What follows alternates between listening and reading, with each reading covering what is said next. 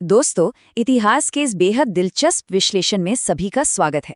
आज हम इतिहास की कुछ ऐसी परतों को खोलने वाले हैं जिनके बारे में खैर किताबों में अक्सर बात नहीं की जाती। हम उन चीजों को देखेंगे जिन्हें सदियों से सच माना जाता रहा है, लेकिन जब सबूतों और नए नजरियों को सामने रखा जाता है ना, तो कहानी कुछ और ही निकलती है। आज का ये विश्लेषण इतिहास को देखने के हमारे नजरिए को पूरी तरह बदलने वाला है। तो चलिए सीधे इस बहुत ही बड़े सवाल पर आते हैं। क्या हमारी सबसे मशहूर इमारतें और ये प्राचीन बाजार वाकई में कोई गहरे चौंका देने वाले रहस्य छिपा रहे हैं? बिल्कुल। तो चलिए गहराई में गोता लगाते हैं और पता करते हैं कि कैसे प्राचीन समय में भी लोग आर्थिक लूपहोल्स का फायदा उठाते थे और कैसे दुनिया के सबसे बड़े स्मारकों का सच हमारी आंखों के सामने होकर भी छिपा रहा। सेक्शन 1, ब्लैक गोल्ड एंड देसी जुगाड़। सीधे चलते हैं प्राचीन काल के उस दौर में जब भारत, मिस्र और रोम के बीच मसालों का व्यापार अपने एकदम चरम पर था। ब्लैक गोल्ड यानी अपनी काली मिर्च। भारत से जाने वाली ये काली मिर्च रोम के लोगों को इतनी ज्यादा पसंद थी कि इसकी कीमत किसी आम सिक्के में नहीं बल्कि सीधे ठोस शुद्ध सोने के सिक्कों में चुकाई जाती थी। जरा सोचिए, एक ऐसा मसाला जो आज हमारी रसोई में इतनी आम बात है, वो उस समय रोमनों के लिए लिटरली सोने के बराबर था। समंदर का रास्ता बहुत लंबा और जोखिम भरा होता था, लेकिन जब मुनाफा इतना भारी हो तो व्यापारी हर खतरा उठाने को तैयार रहते थे। इस व्यापार का स्केल देखिए। भारत से काली मिर्च का सफर शुरू हुआ, जो रोम पहुंचा। वहां से कीमती सोने के सिक्के लेकर व्यापारी लौटते थे।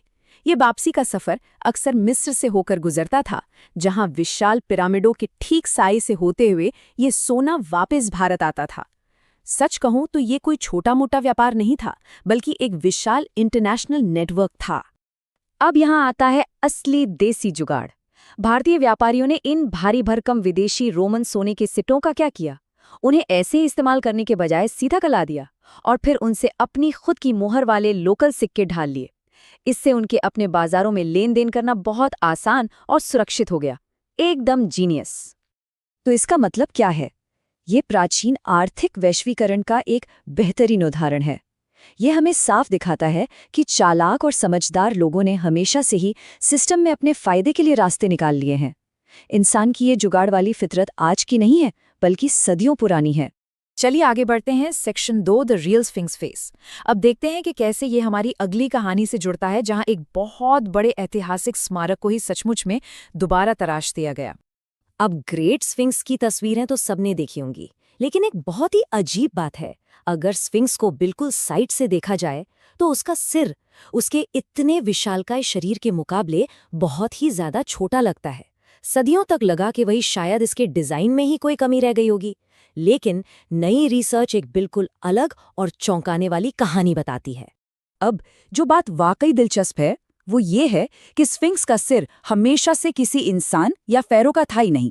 ओरिजिनल डिजाइन में ये एक शानदार विशाल शेर का सिर हुआ करता था, लेकिन बाद में मिस्र के शासकों ने जब इसे देखा तो उस शेर के सिर को तुड़वा दिया और उसे दोबारा तराश कर एक शासक, एक फेरो का चेहरा बना दिया। यही वजह है कि दोबारा तराशे जाने के कारण वह सिर शरीर के मुकाबले इतना छोटा हो गया। इसका सीधा सा मतलब यह है कि जो स्फिंक्स आज दुनिया के सामने शान से खड़ा है, वो असली नहीं है। वो एक टूटा हुआ और दोबारा गढ़ा गया वर्जन है। इतिहास को अक्सर वो लोग अपने हिसाब से दोबारा लिख देते हैं या कहें कि दोबारा तराश देते हैं जिनके हाथ में ताकत होती है। Section 3, Akbar at Humayun tomb. स्मारकों की इस गंभीर सच्चाई से निकलकर अब एक हल्के फुल्के और एकदम नए आधुनिक नजरिए की तरफ मुड़ते हैं। ये आइडिया ही अपने आप में कमाल का है। जरा सोचिए, क्या होता अगर महान मुगल सम्राट अकबर आज के जमाने के एक सोशल मीडिया व्लॉगर होते।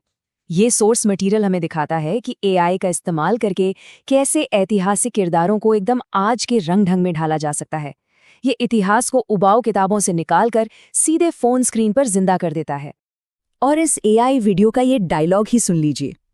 गाइज, मैं अकबर हूं और आज मैं आया हूं हुमायूं की टॉम्ब पर। क्या बनाया है यहाँ, फुल नवाबी वाइब्स गाइज। इसे सुनते ही चेहरे पर मुस्कान आ जाती है। ये फुल नवाबी वाइब्स वाला अंदाज इतिहास को कितना मजेदार बना देता है। इतिहास के किरदारों को हमेशा बहुत सख्त या गंभीर होना जरूरी नहीं है। सेक्शन 4, री इमेजिनिंग द एंशिएंट पास्ट। तो चलिए अब वक्त आ गया है कि हम इन तीनों अलग-अलग कहानियों को एक साथ जोड़कर देखें। तो सबसे क्रूशियल पॉइंट ये है कि इतिहास वैसा बिल्कुल नहीं है जैसा पहली नज़र में दिखाई देता है।